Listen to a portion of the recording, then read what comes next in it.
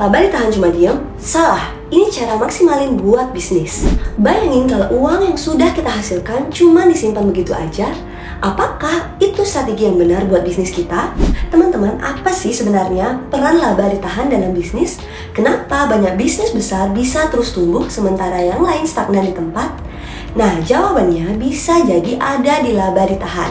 Di video ini kami akan bahas gimana caranya memanfaatkan laba ditahan agar bisnis kita makin berkembang, bukan sekedar simpanan yang gak bergerak.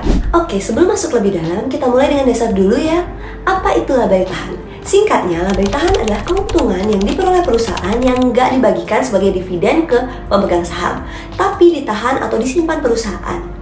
Tujuannya untuk digunakan kembali buat keperluan bisnis, misalnya untuk investasi, memperbesar kapasitas produk, atau masuk ke pasar baru.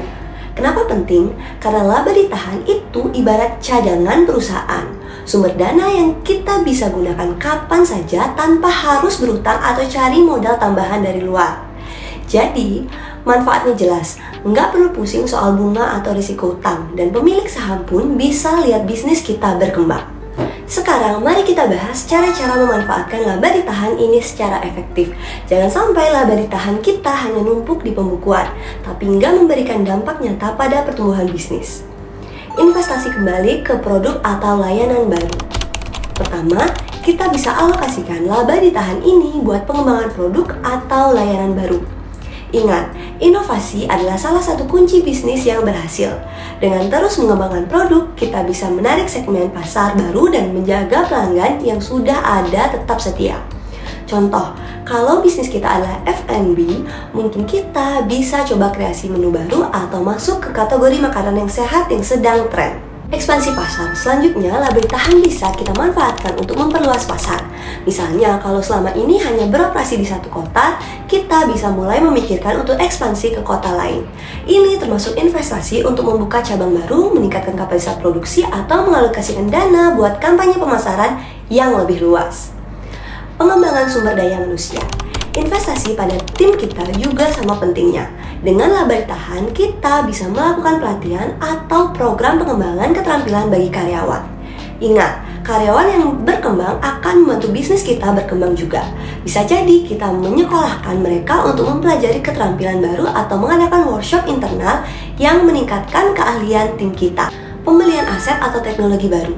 Teknologi baru seringkali membantu meningkatkan efisiensi operasional dan kualitas produk. Laba ditahan bisa kita manfaatkan untuk investasi ini.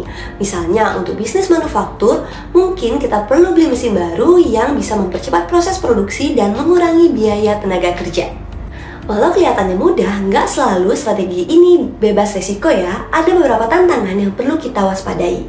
Ketidakpastian ekonomi. Kadang kita merasa siap untuk melakukan investasi besar, tapi ternyata kondisi ekonomi nggak mendukung.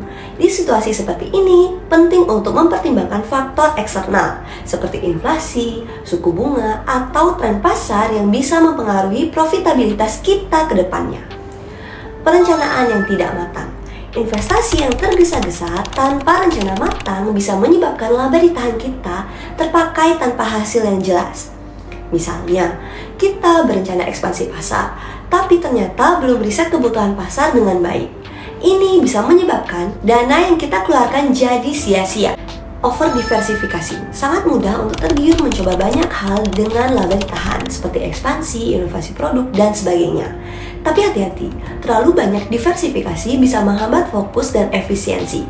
Lebih baik kita fokus pada satu atau dua strategi dengan rencana yang matang daripada mencoba banyak hal sekaligus. Agar laba ditahan benar-benar bermanfaat, ada beberapa langkah yang bisa kita terapkan dalam pengelolaannya.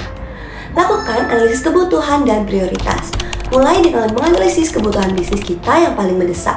Jangan asal investasi di proyek baru atau teknologi canggih hanya karena tren. Identifikasi mana yang bisa mendatangkan ROI (Return on Investment) tertinggi dalam jangka pendek dan jangka panjang. Tetapkan sasaran keuangan yang jelas.